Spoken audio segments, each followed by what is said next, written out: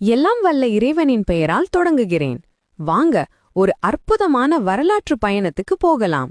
மனித இனத்தின் முதல் மனிதர், முதல் இறை தூதர் ஆதம் நபியிலிருந்து ஆரம்பித்து இறுதி தூதர் முகமது நபி வரை வந்த இறை தூதர்களின் வழிகாட்டும் கதைகளை கேட்போம். இது மனித குலத்தின் வழிகாட்டுதலின் வரலாறு. களிமண்ணிலிருந்து இறைவன் முதல் மனிதரான ஆதம் அவர்களை படைத்தான். அவருக்கு அறிவை கொடுத்து தன் முதல் தூதராகவும் ஆக்கினான். ஆதமுக்கு பிறகு அவருடைய வழித்தோன்றலில் வந்த இத்ரீஸ் எழுத்துக்களையும் தையல் கலையையும் அறிமுகம் செய்தார்கள். காலம் செல்ல மக்கள் இறைவனை மறந்து சிலைகளை வணங்கினர். அவர்களை நேர்வழிப்படுத்த இறைவன் நூஹ் அவர்களை அனுப்பினான். பல நூறு ஆண்டுகள் போதனை செய்தும் சிலரே ஏற்றனர். இறுதியில் ஒரு மாபெரும் வெள்ளப்பிரளயம் வந்து இறைவனை மறுத்தவர்களை அழித்தது. நூஹ் நபியையும் அவரை நம்பியவர்களையும் இறைவன் ஒரு கப்பல் மூலம் காப்பாற்றினான். இதற்கு பிறகு ஆத் சமூகத்துக்கு ஹூத் அவர்களும் சமூத் சமூகத்துக்கு சாலிக் அவர்களும் தூதர்களாக அனுப்பப்பட்டனர். அடுத்து வருபவர் இறை தூதர்களின் தந்தை இப்ராஹிம் இறைவனுக்காக அவர்கள் செய்த தியாகங்கள் மகத்தானவை. நெருப்பு கும்பத்தில் வீசப்பட்ட போதும் இறைவன் அருளால் காப்பாற்றப்பட்டார்கள்.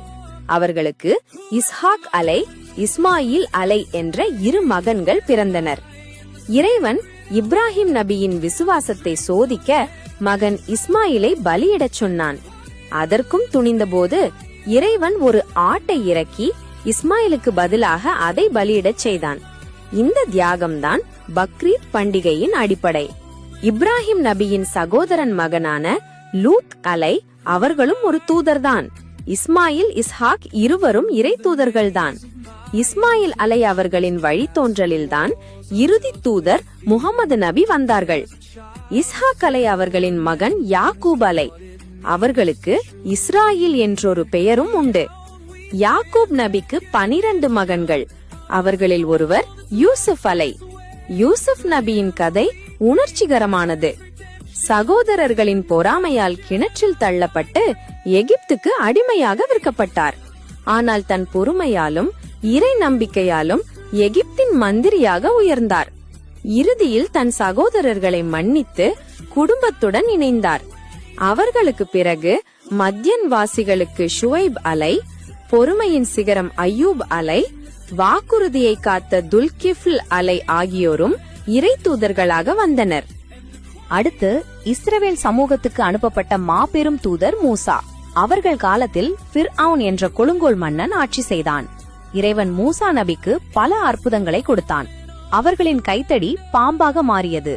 மூசா நபி ஃபிர்அவுனிடமிருந்து இஸ்ரவேல் மக்களை காப்பாற்றி அழைத்து செல்லும் போது செங்கடல் 2ஆக பிளந்து வழிவிட்டது. காலம் சென்றது. அடுத்து வந்தவர் ஜக்கரியா அவருக்கு முதிய வயதில் இறைவன் யஹ்யா என்று மகனை கொடுத்தான். யஹ்யா நபியும் ஒரு இறை தூதர்தான். ஜக்கரியா நபியின் அரவணைப்பில் வளர்ந்த மரியம் அவர்களுக்கு இறைவன் ஒரு அற்புதத்தை நிகழ்த்தினான். எந்த ஆணின் தொடர்பும் இன்றி மரியம் ஒரு குழந்தையை பெற்றெடுத்தார்கள். அந்த குழந்தைதான் ஈசா அதாவது இயேசு. அவர்கள் தொட்டிலில் இருக்கும் போதே பேசி தன் தூதுவத்தை அறிவித்தார்கள். அவர்களுக்கு இஞ்சில் வேதம் கொடுக்கப்பட்டது. இப்படி ஆதம் நபியில் தொடங்கிய இறை தூதர்களின் தொடர் இறுதியாக இறுதி தூதர் முகமது ஸல்லல்லாஹு அவர்களுடன் நிறைவு பெற்றது. அவர்கள் முழு மனித குலத்துக்கும் அனுப்பப்பட்ட இறுதி வழிகாட்டி. அவர்களுக்கு இறைவன் திருக்குரானை அருளினான். இந்த இறை தூதர்கள் அனைவரும் சொன்ன செய்தி ஒன்றுதான்: ஒரே இறைவனை வணங்குங்கள், நன்மையை செய்யுங்கள். அவர்களின் வாழ்க்கை நமக்கு ஒரு சிறந்த பாடம்.